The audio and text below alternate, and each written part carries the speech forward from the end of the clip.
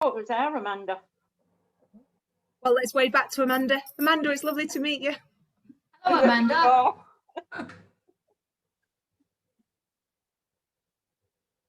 Oh, hi there.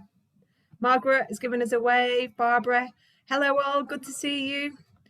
Now, Barbara will be very happy, Sue, that you have coordinated with my wall. She'll be happy about that. Does she Hi, like Bev. colours? Yeah, very, Do I very have to see precise. Sorry, Emma, do I have to see the chat? Can I turn it off? What we can do, Sue, is we'll ask people, once everyone's in chatting, we'll ask people to stop using the chat and just to use the Q&A, so you won't get the pop-up, so it won't distract you. It's slightly distracting to see that come up, and when I'm concentrating on you guys. Okay, well, I'll put it in the rules for everyone that once we get going. Yep. We'll, that's my kid sister. Oh. No, Christine. Oh, they've come up No, quick. Sandy. Oh, Margaret. Sandy. Hi, Margaret. Yeah, it's quite pingy and distracting. So yeah, we'll stop that. So we've got 24 people, and I'll just give everyone another minute. Hello, everyone. Welcome to our seminar, our Wednesday afternoon, a conversation with. This beats homeschooling. Flipping heck, I tell you, it's a lot better. 3 lessons done today. 3 lessons, it's enough. What have you learned? We learned all about Shabbat, which was really interesting. So that's the Friday and Saturday days that the Jewish people will have their meals. They stop working. They're not using a lot, for some people, not using any technology, but more that they all come together and have their family time. And then we had the frog prints, and then we're learning all about the time. So it's all about using these clocks. Good luck with that. There you go. Yeah. We're getting there. I think, we've had one more person join us. I think if everyone's happy, we will make a start. So welcome, everyone. I'm so glad that you've joined us. My name is Emma Smith, and I'm delighted that we have got Sue Strawny with us and also Dr. Joy Watson for a conversation with. I think it's going to be a lively one, so prepare yourself. It's definitely going to be a lively one. Joy, before we get into this, I just want to say thank you so much for setting this up. So you've set me a few of these seminars up, so I really appreciate it. You make my life a lot easier by making these links for me and getting people lined up. Basically, anyone says, if Joy asks me, of course I'm going to do it. So that's what people say. So you've got a power over people. So thank you so much for setting this up. Well, can I just say that it helps me to make me feel valued. Yep, definitely. It's a good mutual arrangement that we've got. You make my life easier, and you feel valued. So that's very good. So if you haven't joined us before, and if you've not been on a Zoom seminar, you will only see myself, Joy, and Sue. That's right. So sorry if you've spent ages doing your hair, but it was a waste. Go out for a walk later and show everybody. So our format today is a little bit different. So I'm sort of going. I'm like the question master today. So I'm going to be sort of prompting a conversation with Joy and Sue, just to really dig into their experience of being on the restaurant that makes mistakes. What we've got at the bottom of your screen, so we're going to have a conversation probably for about 30 minutes, maybe a little bit longer. At the bottom of your screen, there's something called a Q&A, and that's for you to post any questions. So at the end, we'll have time for questions. And I should rewind and tell you who we work for. So I'm the project manager for Empowered Conversations, which is an Age UK Salford project. We typically would be delivering communication courses for family carers across Greater Manchester. So really getting them to think about how they communicate and make some changes so that they can stay connected to the person with dementia. So little changes, not bombarding people with questions.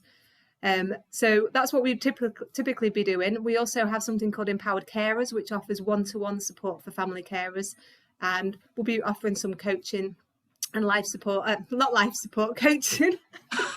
Life support, we do life support, we bring them back. We've got to keep the carers going. I've got a DNR. So have I. We'll only be working on the carers, we need to keep them going. No, so we're coaching and we're supporting carers in their role. During COVID, it's all gone all over the place, and we've been doing loads of online. So the seminars are one of the things we've been doing online. Joy was with me and some other colleagues yesterday at the disco. So we have a disco every Tuesday. Sue, if you want to join us next week, come along. It's you can just sit on your chair and jiggle. Honestly, you don't have to Dance around my handbag. Yeah, exactly. And we've been running, we have groups as well. We have groups with engagement sessions. We go to the farm. It's all a mix, and a wonderful come and sing session every Friday, which I know Joy attends and really gets a lot out of. So that's who we are. Just wondered, Joy and Sue, do you want to just say a little bit about yourselves, and then we'll get into the chatter? Is that all right? Yeah. How long have we got? We've got until everyone turns off. No, we're about an hour, so we'll be finished at 2:30.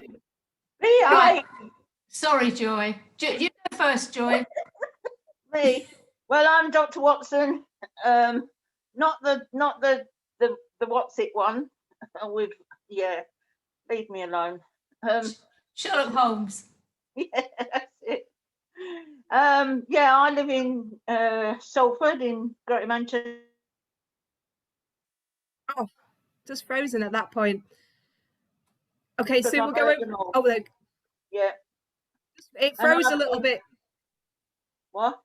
It froze a little bit, but don't worry. You live in Salford, Greater Manchester. Yeah, and I've lived with Alzheimer's for the last 6 years. Okay, I'm Sue. I live in Herefordshire, in the middle of the countryside, which is lovely. I was diagnosed with vascular dementia in 2014, but I had symptoms from December 2012. So I have had dementia for quite a long time, and I can't do maths anymore. So 2012 to now, is that 9 years? 9. Yeah, so I've had the symptoms, but vascular dementia is a stepped progression. So I'm still sort of here at the moment, which is why I'm still able to function at quite a good level. But obviously, if I took another dip, future's not great. But that's me. Thank you, appreciate that. It's good to know where you are as well in the country, because that sort of makes me think about when you were volunteering at the restaurant and how much travel you were both doing to get down there. Sue, will you share a little bit about the restaurant that makes mistakes? Just, I'm sure people have watched it, but if you haven't watched it, Sue, how would you describe it to people? If you haven't watched it, it's still available on All 4 if you've got that facility. It was a project set up for 14 of us living with a dementia diagnosis, all of working age. And it followed on from a project in Japan where they had done the same thing, but they only used people as waiting staff. Ours was very different because we had people in every single role. So in the kitchen, by what they call the pass, where you put the plates through, on the bar, on the door, welcoming guests. And as I say, all 14 of us were of working age. Only one of us didn't actually have dementia at that point, and that's Jordan, who sadly couldn't join us today. Jordan has he has something called a faulty gene, and he's had the tests, and he knows that he will get, I think it's frontotemporal dementia, likely around his 40s. So for him, I think it was quite challenging seeing all of us in a situation that he might be in years to come.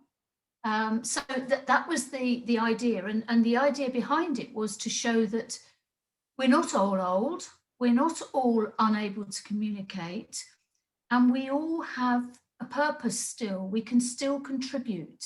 So many of my colleagues within the restaurant had lost their jobs. I actually had already retired. But people had lost their jobs that they loved and were valued at. And that was heartbreaking for most of you, wasn't it, Joy? It was, yeah. And so that often you would hear people talk about feeling on the scrap heap. That was an expression that a lot of people used. It was slightly different for me in that I actually hadn't been working and hadn't lost a job because of it. But it made me realise that if I had continued working, I probably would have lost my job. So, you know, it was harsh actually what had happened to a lot of people. And I think also behind the idea was a lady who worked for Sainsbury's who had a dementia diagnosis. And what Sainsbury's did was they changed her job. So instead of saying, well, you can't do that job anymore, they moved her to different departments and enabled her. And I think, again, that was what the restaurant was all about, was showing that with support, with a little bit of help, you can still function. And we proved it, didn't we, Joy? We did, yeah, with success, yeah. So how did you get involved in this adventure? I'm glad you called it an adventure. Madcap. We dragged her off the street, Emma. I actually got involved because I'm very involved with Alzheimer's Research UK, and I had done. I ran the marathon, London Marathon in 2018. I was the only person in the Alzheimer's research team who actually lived with dementia, and I raised £13,500, which is still mind-blowing. And part of my mission was to prove that people living with dementia could still do stuff. And somebody found me on Google or whatever, somebody from the programme, and approached me to see if I'd be willing to take part. And initially, I hated the title. I thought, hang on, they're going to set us up to fail. I was very cynical. You may remember, Joy, because I didn't want us to be made out to look stupid. And a lot of TV companies might have done that, but CPL were amazing, weren't they, Joy? Although they were learning too, the support they put in for us was brilliant. So yeah, fair play to them. Yeah, yeah. We all managed to learn a lot from like the chefs and from each other, but we were able to educate a lot of the crew. Yes. You know, all the people that were there doing the filming and doing the microphones. Most of them hadn't had a clue about dementia. Well, when the program finished, they knew an awful lot. And a lot of them have gone on to campaign and to be passionate about talking about it. Keep the conversation going. Don't push it to one side, hope it'll go away, because it ain't going to go away. Sorry, I'm getting all aerated now. Look. No, it's good. We want you to be aerated. No, you don't. No, we don't. No, we don't. Had you watched the care home for 4-year-olds that had been on a few years before? Had you seen that on telly? I'd watched a couple of episodes of it and was fascinated by it, but I wasn't an avid viewer of it. What about you, Joy? Yeah, I must admit, I did. After the first episode, I did get really engaged with it. And I think because there was some in this local area, there were some people that wanted to do a similar thing, having that age group interact with care homes and that, it sparked a real interest with me. So yeah, I did get quite engaged with it. I did actually watch a couple of episodes once I knew that we were going to be going ahead with the restaurant, to see how the set might look and how they hid the cameras, because I was fascinated by that. But we sussed out the cameras pretty quickly, didn't we, Joy? We sure did, yeah. And I wish in a way we hadn't, because when you know there's like 6 cameras positioned on the restaurant, and then there's another 2 in the restroom. I mean, the only place that there weren't cameras was the toilets. Well, that's what you think. That's a different show. But actually, we did get used to the cameras. Yeah. because there are a lot of things that were filmed where, looking back at the series, because I have watched it more than once, partly to remind myself, because I don't actually remember the process. It's more about emotions coming back. So seeing Joy makes me smile because she's part of that experience. And, you know, seeing the logo on our mugs. Joy, where's your mug? Yeah, snap. And that's something that's very common with people living with dementia, is you don't remember the facts, but you do remember the emotions. So looking at the photos, and they did us some memory books. The crew were really good. Looking through those brings it all back really strongly. Do you think they had already planned to do the memory books, or do you think working with you know, 14 of you, that learning that they got from you made them think, oh, actually a memory book would be a really good thing as a sort of a memento of what you've been doing? Joy? I think Gobby here suggested it. Sorry? I think Gobby here suggested it because they didn't have it in mind. No, I think you're right. I think because Joy was really good, there were several occasions where Joy, because you've been really involved with your Haven group, but for example, and you see this on the programme, one of our colleagues really struggled when they kept moving the lockers. And it was bad enough for people like me and others who had fairly good memory. But for the rest of them, it was really tricky. You come in, there's a grey thing of filing cabinets, and you think, oh, there's mine. Oh, no, it's not. So Joy had the brilliant idea of having a photo of the person, put that onto their locker and try and keep their locker in the same place, but also our metallic badges, magnetic badges, put that on as well. So it's like a double reminder. The crew had read a guide that Channel 4 had put out with the Alzheimer's Society called Working with People Living with Dementia. And there were some quite good tips in there, but it was sort of learn as you go. And as I say, some of us, but Joy in particular, was really good about reminding the crew about things. And I think that they, although we used to laugh about it, oh, now what's Joy going to say? You know, she was representing all of us. Do you remember that time when we first went in? We met Josh. There were two chefs, one in the kitchen and one front of house. Now, me being me said, well, what do you know, Josh, about dementia? Not a great deal. So I said, oh, well, come the end of this programme, you'll know a lot more. and he did. He absolutely did. Yeah. Jordan and I were fortunate enough to be asked to go on to This Morning with Phil and Holly. So Phil wasn't the only silver fox that day. but again, you can probably find that on YouTube. But again, Josh was terrified. He's a Michelin star chef with, at the time, had several restaurants, but he is an all-round nice guy, and he was willing to learn. And he did. I mean, there were times where we did have to take him to task, didn't we, Joy? Yeah.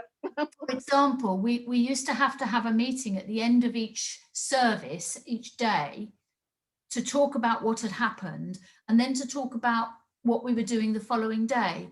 Well, what Josh didn't realise until Joy told him was that most of us were struggling with what's called sundowning. So towards the end of the day, we were absolutely shattered, and we could barely focus on what had happened, let alone looking forward to the next day. You know, they were going to take us to some football stadium, and the crew were all really excited about it, and we couldn't have given a stuff, could we, Joy? We just wanted to go back to the hotel and go to bed. Yeah. But again, they learnt from that. They learnt that, you know, don't expect too much of us. I mean, the restaurant was open for 5 weeks. Did you? And I was thinking, you know, you've said you were from Herefordshire. I know that Joy's from Salford. Did you have to work every day? What was the score there? No, well, initially when I was signed up to do it, I'd said that I couldn't possibly work every day. And bear in mind again that, you know, I'm reasonably high functioning, and some of my colleagues were further down the line of their dementia. And if I couldn't do it for 5 days, then how on earth could you expect some of the others? So we had like a shift system, a rota system. And they always worked out that there would be enough of us to cover front of house and the kitchen. But I remember there was an occasion where they wanted to open for longer and have like a split shift. And I know we were all really, really anxious about that. We said we'd give it a go, and we were right. It didn't work at all. And it's not because we knew it wasn't going to, it's because we knew our limitations. And we couldn't run on just a few staff. We absolutely had to have the maximum, didn't we, Joy? We did, yeah. But a few glasses of Prosecco got us through, didn't it? Oh yes, of course. Purely medicinal. How many hours? Yeah, How many hours did you work? Well, we had to be there in the morning for 9 o'clock start, and we usually opened at 12. And I think we closed about 4, Joy. Yeah, something like that. Yeah. Yeah. So it was it was on your feet all day, and it was using this, and that's what's so tiring. Mind the physical side of it. It's the mental strain, isn't it, of getting things right, because we really wanted to make a success of it. You know, we didn't want it to fail because it was so important for getting the message out. So I used to go, I mean, Joy, I still have huge admiration for you for going on the train. I would have really struggled with that because I'd had to make 2 changes. And apart from that, I'd had to get up at early in the morning to get to Bristol for 9 o'clock. So they actually sent a car. And in fact, Joy, you were the first person I met. The first day I was working, you and I were the only 2 in our hotel. The others were in some other hotel. And we had dinner together. You may not recall that. No, I don't. And it was really nice because you were talking about how you'd found the hotel and how you were walking to the site that we were doing the training in. And you remembered the route because of certain things. And I was full of admiration for you because I do still struggle to find my way around. Well, we were all as a team, weren't we? Yes. Sort of looked out for each other. I mean, I was a bit different to Sue because I elected to stay most of the time. I went home a couple of weekends. Yes. But I found the travelling really hard. So I chatted up to one of the producers and said, "Can I stay on the weekend at the hotel?" So yeah, but I did have one. I must just tell you, I did have one a weekend where we weren't obviously serving at the restaurant, but I decided that I'd go out a little way from the hotel, and I wandered, as you do. And I got lost. I thought, oh my goodness, what am I going to do now? I don't know. I'm in this strange city and I don't know where I am. So I managed to, after a couple of hours, find my way back to the restaurant. And the security men were in there. And I said, I don't know my way back. I've been wandering around for 2 hours. So they took me personally back to the hotel. Yeah. And that's just how accommodating even the security staff were. Yep. You know, all the staff were just so lovely. And there was actually no expense spared in terms of making sure that we were comfortable and that we had the right support in place. So it was actually a very expensive series of programs to make. And fair play to them for that. The sandwiches were rubbish, though. Oh, at lunchtime? Yeah. Oh, but the pasties were nice. I sort of don't imagine that you're sitting around eating sandwiches in a beautiful restaurant like that. I thought you'd be having really good food. You're joking. We didn't have time to eat. They used to bring us in cold stuff for us to just snack on before we went back out to do service. We couldn't even complain because they had the cameras running, you know. Well, we could have done. Well, there were occasions when we did, and we deliberately looked at the camera and said, yeah, I said, hi. I'm not eating this. Oh, it was hilarious.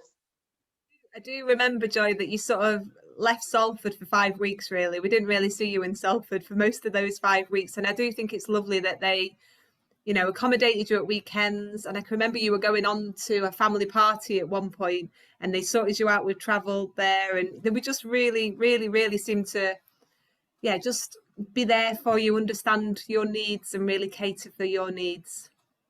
Yeah, they definitely went the extra mile. It wasn't just about making a TV program. Oh, no. They were really on the ball about our needs. And yes, they did. They got me down to Essex for an important party.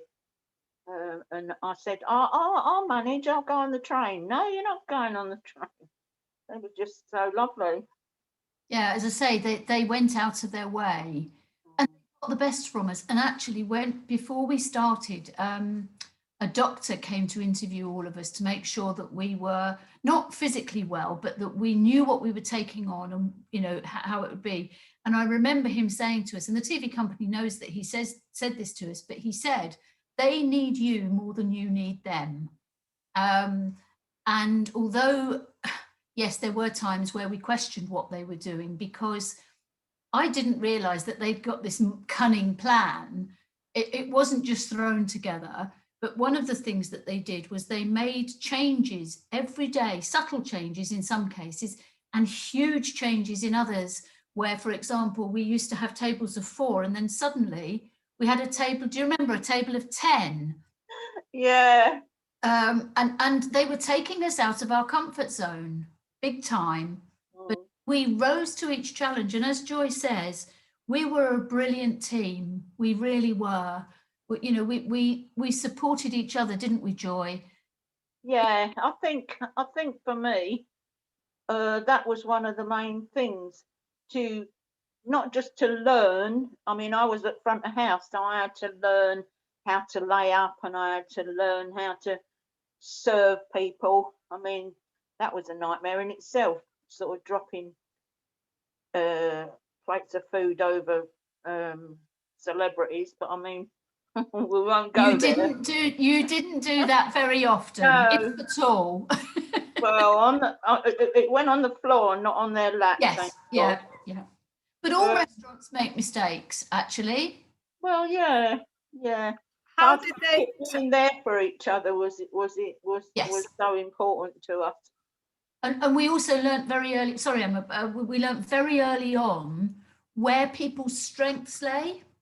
So, for example, again, Joy, you know, I tell people often, Joy had a plan each day when we were laying up.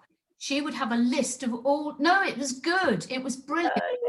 All the things we needed to make sure we'd done. So water glasses on the table, jugs with water on. And those of us who were laying up would go to Joy's book. And when we'd done one of those tasks, we'd cross it off. And then Joy would check them all to make sure they were all done. And that way we didn't miss anything. So you're like, no, it was about that. Yeah. Oh, you might have dementia. Have you been tested lately? How did they work out? I sort of seem to think that you were both front of house, but how did you get your different roles? How did that happen? I said no to the kitchen. Simple as that. Me too. Well, they initially asked us all what we would like to do, and I wanted to be front of house or bar, and I got bar, but I had to not substitute. When Peter wasn't there, I used to do front of house and sort of hop back to the bar from time to time.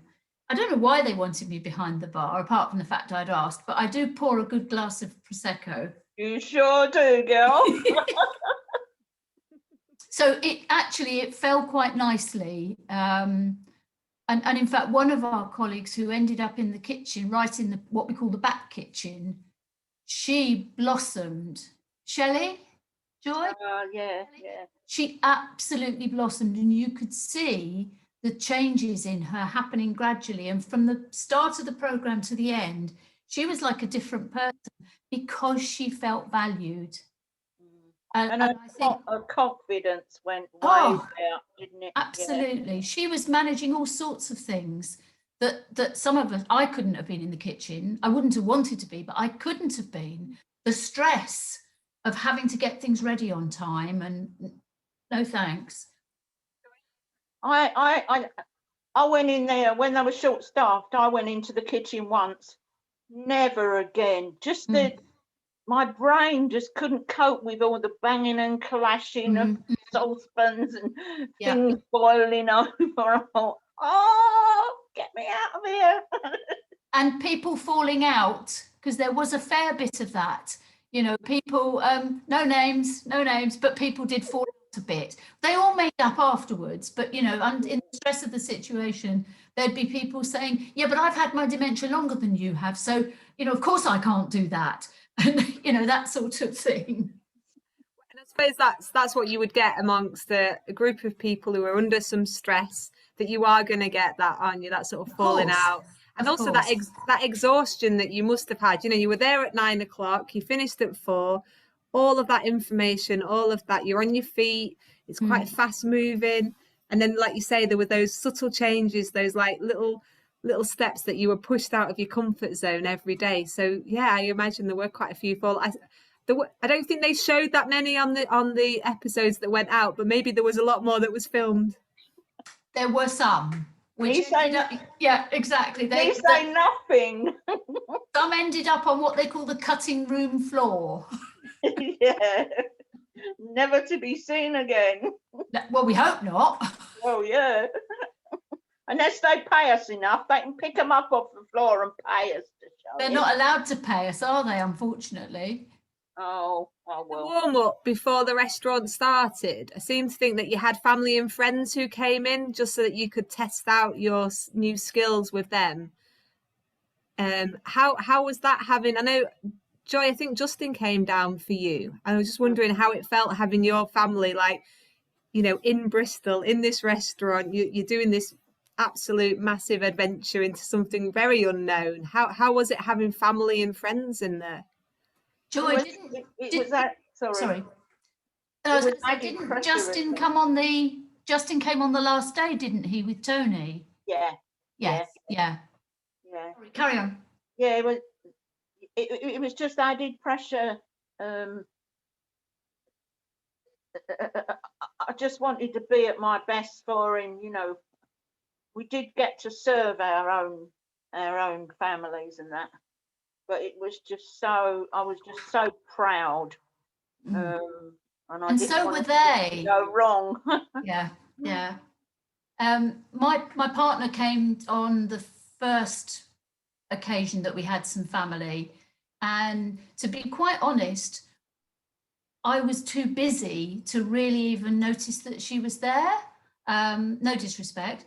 She loved the food. She chatted to one of the other participants' wives, and they got on like a house on fire. And then I told them afterwards that there were microphones in the flowers on the table. Yeah, it was good. It was good. Did you want to say something? Yeah, if we just got 2 seconds to say, we focused a lot on the actual restaurant and the things we were learning about serving the food and dropping the cutlery all over the place and goodness knows what. But we were asked to do several other things, like Sue's mentioned the trip to the football, where we were serving really posh, whatever they're called, on platters and everything. And then a couple of us were invited to go to the mayor's chamber, and that was good because he didn't know very much, if at all, about dementia. And there again, we sort of just explained things as it was for us living with it. And he came along to the restaurant the evening after. Yes, he did. He was so interested. And then another one that was one of my favourites is, if anyone wants to watch the videos, then it's hilarious. Some of us were asked to organise a children's party. Oh my! I took the day off. Yeah, you were the wise one, I tell you. We had to go out into the town and buy great big balloons and all sorts of fancy things for this party. And then we had to organise all I can't remember how many children there were, but there were Too many. Too many. And one little boy, it was his birthday, and he had a great big balloon of a unicorn, and it was on a string. And of course, I think he was only 5 or something, and he let the string go. So the unicorn floated all the way up to the ceiling, and he was sort of stood there. Oh, he didn't cry, but he was on the verge of crying. So me, clever Dick, thought, right, okay, there must be a ladder here. We go and get the ladder, and we'll get the unicorn down. Well, I got the safety. Ladder, brought it in, was halfway up the ladder, and everyone descended on me and said, Joy, stay out, help us, safety, you can't get up there. I said, but that little boy's going to be crying. He's going to be going home with that, his unicorn. We can't have that. Cool. It was I wasn't sorry to miss that. Partly because for me, one of the things, and I know Joy, you struggle with this, is sensory overload. So too much going on, and the idea of 16 squawking 4 and 5-year-olds. Yeah. I just thought, no thanks, I'd rather not, if possible. And also, Joy, I learned something from you about the Startle Reflex. So poor. If ever anyone dropped anything, cutlery or whatever, but it's explained to me why I react like I do when Sheila will come into the kitchen if I'm sitting here, and she'll go to the cutlery drawer to get a knife out, and sometimes I will leap 6 feet in the air. All she's done has gone to the cutlery drawer and picked a knife up. It sounds as though she's dropped the cutlery drawer on the floor, and I will literally. And that has got worse with me. Again, poor Sheila, it's always the ones you live with who have to take all the flack. But she can sometimes come into a room very quietly and just say, oh, I'm just going to, and I will leap completely into the air because I haven't heard her and she's suddenly appeared. So, and that's quite challenging, actually, because she doesn't do it on purpose. Who was the lady who was helping you at the bar, and she dropped a glass or with wine or something in? Sandy. Sandy, yeah. Yes. I felt terrible because she'd realised what she'd done. And I was standing there going, ah. Must have been a challenge that having that. You get a lot of noise in a restaurant, don't you? So the kitchen will be making noises. If someone drops a plate, it makes a noise. If a glass makes a noise. So it's just another challenge that you've sort of got to overcome to carry on with your role. We had restaurant critics came in on a few occasions, and one of them said it would have been nice to have some background music. No, not for us. It wouldn't. Too much going on to then have music as well. I mean, I would have sat and listened to the music and done nothing else because you just can't do all the things. But this is what happens, isn't it? Sometimes with people with dementia, you get people and their worldly ideas, but they don't think any further than how it might affect us. Sure. And I think that's part of the conversation. I did a podcast the other day for something called the Dementia Adventure, which I shall be sharing widely when it's out. And one of the things, I've lost my thread now. I know. One of the things the person doing the questions said was that she wanted to be able to, her own father had a dementia diagnosis, and she wanted to be able to help him, but not patronize him. And she said, have you got any advice? And my advice to her was, don't make assumptions about what he can and can't do. Don't assume we all forget everything. Ask us, say to me, do you mind if I finish your sentences for you? Or was that clear enough? Don't make assumptions, as I say, that we're all in the same boat, because the really big learning point from the restaurant for me was that we all had a dementia diagnosis, but we are all different. each one of us. And even if Joy and I had been same age, same type of dementia, we would still react differently. And that's the huge challenge for the researchers, is that, you know, there is no one size fits all. What's it they say? If you've met one person with dementia, you've met one person with dementia. So, you know, it's about not making assumptions, and make us part of the conversation. Don't talk about us, talk to us. What was your expression, Joy? Oh, sorry, Well, nothing about us without us. That's it. Nothing about us without. Yeah, I live by that. Yeah. It's got me into trouble, though. You know, I've. Not you, Joy. Well, you know what I am. I say what I think. But good for you, and I think we should. Sometimes it don't go down too well with these professional people. Oh no! Listen, I bet you were like that before your dementia diagnosis, though, weren't you? Quite possibly. Yes, exactly. Yeah, because I used to work in care. Exactly. So I had one care home shut down because they were abusing the client. Yeah. I mean, if we don't speak up, then no one's going to. Exactly. And that's why I say I'm probably speaking out of line here, but I don't care. I'd rather be in a room full of people living with dementia than a room full of professionals that have only read textbooks. Absolutely, I'm with you on that. And one of the other things that I say to people often is, I'm still me, I'm still Sue. Yes, I've got this diagnosis. And to a certain extent, what it's done is it's almost made, it's concentrated certain aspects of my character. But the other thing that it's done, and people find this really hard to believe, it's made me incredibly optimistic. Before the diagnosis, we used to laugh, you know, people say glass half full, glass half empty. I didn't even have a glass. Now I am so much more positive. I've had a real change of mindset, partly down to the restaurant, actually, to seeing all these other people from different backgrounds living well with dementia. That's not to say I don't absolutely get it that for some people who'll be watching this, they will have a relative or a loved one who doesn't even know what day it is. And my heart goes out to you, because that's our future. That's what Joy and I have got to look forward to. So, you know, that's why I'm passionate about research, about trying to find things to slow it down. I'm not stupid enough to think that we're going to suddenly find a pill and we'll all be better. You know, that might be further down the line, but just something to slow it down to help us cope. Sorry, I've got on my soapbox again.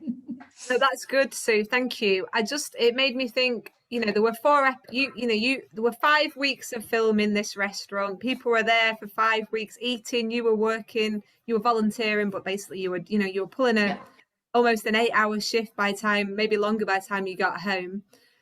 And the whole, you know, one of the key sort of aims of it was to challenge stigma, was to show that people with dementia, with the right support, with the right adjustments, that people with dementia have a place in the workplace. Do you think that was achieved by the show?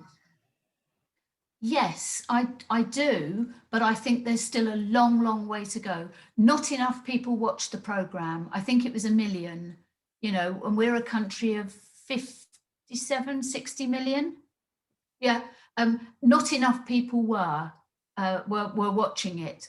So we still have to keep the conversation going. Joy and I still have to do our talks, our awareness raising, our fundraising, to get the message out there that, you know, keep the conversation going. Joy, what do you think? Yeah, I agree wholeheartedly. You know, some of us have deteriorated, and we're not daft enough to think that that's not going to happen. But I feel it's important as well to pass the baton on to other people, to younger people who are just got their diagnosis and they don't know where to go, or you know, just to what we've learned over these years, to pass it on and to engage with the people that can influence change, like the health bloke, whatever his name is. You know, just we still need to be there, because if we're not there, then things aren't going to change. No, and certainly through COVID, again, I've done a couple of talks on Zoom, because a year ago I'd never heard of Zoom, and when the lockdown came, I must admit I got very depressed because I wasn't able to do my public speaking and stuff, and I felt like I didn't have a purpose.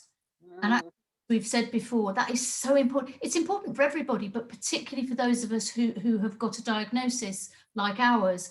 And I was talking the other day about how we just have to keep the message going. And certainly in COVID times, dementia has not gone away. It's not going to suddenly go away. Yes, of course, a lot of other people have been affected around the coronavirus, other people having cancer treatments, etc., etc. But from our perspective, it's still there, big time. Thank you. So as predicted, we only got through about a quarter of the questions I might ask you, but that was all predicted, so that's absolutely fine. And the discussions have been amazing.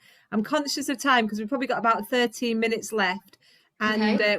We've generated some questions. No, don't ever zip up. Don't zip up. If we've got enough time, I've got one last question to ask at the end if we have enough time. But let's go over to everybody. So Julie has been saying, she's put some lovely comments on here. She's said, "You are very valued, Joy and Sue. It was a fantastic programme. Well done." She found the title off-putting, but she's so glad she watched it. And you both did such a great job of representing us. So thank you. So that's lovely from Julie. Thank you, Julie. Trevor has said here, "My wife and I were lucky enough to attend the grand opening of the restaurant that makes mistakes. Ooh. Joy served me and Sue made me a wonderful cappuccino. I'd like to know what happened to them once the restaurant was closed. Did their lives feel empty after the highs of working in the restaurant? And by the way, my wife was the lady who worked for Sainsbury's." Oh, right. Brilliant. Hello, Trevor. Hi. I do remember you now. I was really worried about what they call post-event dip. You know, we'd had the concentrated 5 weeks. There was then the excitement of when was it going to come on TV, and was it going to be February or was it going to be March? It turned out to be June. But no, I didn't have a gap, if you like, because as I say, I do a lot of voluntary stuff for Alzheimer's Research UK, and I immediately went into doing talks and stuff again. So I didn't have that dip, but I know some of our colleagues did, Joy. I can think of 2 or 3 of them who really struggled after that. Joy, how about you? Yeah, I was going to say I can't really recall what happened afterwards. I mean, I would love them to make a follow-up program to say where we're all at now. I don't think that's going to happen, but it would be good. Yeah, I suppose I did do a dip, but that was quite a way after, you know, when I wasn't able to do the talks and everything. Yes, yeah. Thank you both for that. And thank you, Trevor. I love that Trevor came to the restaurant and has come today, so that's brilliant. Chris has said, "Have the benefits you gained from this stayed with you, or like a memory, have they faded with time?" Obviously, how you felt has stayed with you till this day. Yeah, I think for me, it's been all about confidence, because when I lost my job, I was devastated. I was in care, and I thought my world had fallen apart. But the restaurant gave me confidence, and it helped me to integrate. It's not the word, but integrate with other people and learn a bit more about how I react and my emotions. So that set me up for accepting some work with Age UK and with projects that very, very, very, very, very different from care work or nursing, but with youngsters. And I found that has born into flame my passion for the next generation and just working with younger people. So the confidence is what's got me through. And people I work with, you know, they sort of they lift me up when I fall over. Yeah, I learned a lot about myself, not just the fact that I interrupted Joy all the time in the restaurant and she had to batter me around the head with a spoon to shut me up. But I learned that I'm a good team member. I've ever spent time with people living with dementia before the programme, and I was very anxious about it. But I learned that I'm a good team member, and also that it's about looking at how you can help support those people and manage your own condition. And as you say, Joy, I was fairly confident anyway. Now I'm just Miss Ego on legs. That's what I thought when you came on the screen earlier. I was like, oh my Lord, Miss Ego. Christine said a follow-up program would be great. Those of us living with dementia need to constantly raise awareness. Great talk, thank you. And then Kath has put a challenge out. You two are so inspirational. You're making me think, can we make this happen in Barnsley? So much good advice about staffing numbers, rotas, noise management. I could go on. So wonderful to hear you both champion people living with dementia. Thank you very much. That was one of my questions, which was, would it work? Like, imagine in every city or every town, you know, a restaurant that makes mistakes, a place where people living with dementia have a role. Do you think that would work? Well, certainly the after the programme, the Society set up something called Dine Out for Dementia. It didn't really get the launch that it needed. And it didn't get the take up from restaurants, unfortunately. The idea was that each restaurant would take somebody on board to work with them. And yes, I think it would work, because I think so many other people working in that restaurant would learn an awful lot about dementia, which they would then pass on to other people, and, you know, the ripple effect. So yes, but I don't see it happening, sadly. Got anything to add on that? No, I would just go along with that. We did have opportunity once the program finished. 2 of us went into set restaurants, but that had limited benefits. But I think if it was sorted out right, and if it was well supported, I don't see why it couldn't work. It would just be an alternative offer, wouldn't it? Like, you know, if you've got dementia, you could go to a dementia cafe, or you could work in a dementia cafe. Do you know what I mean? It could be a total alternative for people. Sorry, as well as going to me though, don't include me. I've done my bit. I'll only do it if there's a bar. Maybe it should be the pub that makes mistakes for you, Sue, rather than the restaurant. Amanda has said she's a dementia advisor in Bolton. Are there any plans to facilitate any local cafes? So you've got Barnsley and Bolton, ladies. I hope you make a bit of space for working in these. I would love to be involved. You're so inspiring to others with a diagnosis. Oh, that's so kind. Thank you. And again, I don't know about you, Joy, but it's so good to hear that what we're doing is actually helping people, because I do have times of thinking, actually, Sue, shut up. Nobody wants to hear your story, but that's not true. And we need to remind ourselves that it's not about showing off and boasting about what you've done. It's about showing what we can do. And I'll just say, we're an hour in and we've only lost about 2 people. So obviously what you're saying is resonating, it is making a difference. And the comments we're getting, you know, it's absolutely making a difference. Claire has said, Sue and Joy, you are 2 inspirational ladies with a great sense of humour and strong characters. This seminar, take a moment. This seminar has been so enjoyable and gives great hope. I know you said we can get the programme on all four, but would the TV channel maybe consider showing this programme again? I mean, you would think so. We've been struggling with repeats on during COVID. You think they would have pumped it back out again? I'm sure it's more... Sorry, I'm in touch with, well, we're both in touch with someone who was involved with the production, and we can just put that question to her. But I suspect it will be down to Channel 4 as to whether they do that. Oh, we've got a poll come up on my screen. Oh, yeah, sorry, that's just to see how you've done. You don't have to rate yourself. So I'm going to. You can if you want. I thought the speakers were excellent. That Emma though, she was terrible. Oh, we paid you to say that, Emma. There's a Justin Watson who's put a comment on here. Let's see what he said. Great to join the discussion. Really inspiring. Thank you. And hi, Mum. All right, name dropper. I haven't got any children. It can't be mine.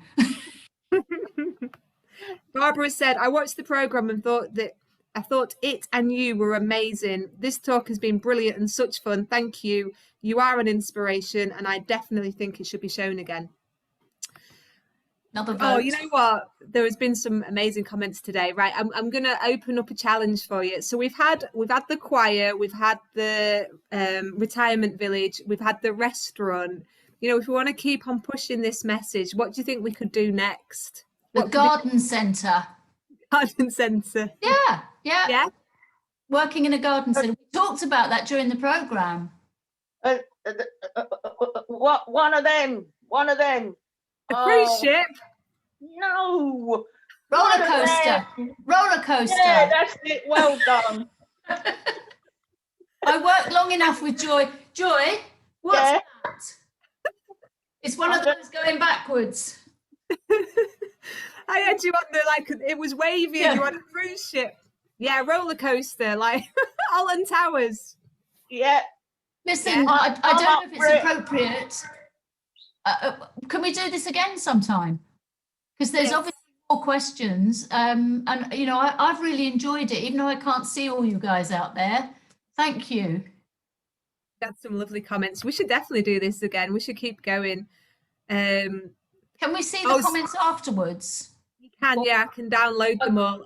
Bev has said, we always should learn from those who have lived experience. I push for this in healthcare all the time. Thank you, Outdoor Bev, as she's always called now. And Sandy has said, yes, my sister would need a thrill type thing. There you go. Roller coaster. Roller coaster. Not for me, thanks. Zip wire challenge, or no, that's Joy challenge, or I can't do any of those because mine's vascular. Okay. So I had my head shaved. I've got a tattoo, and I run a marathon.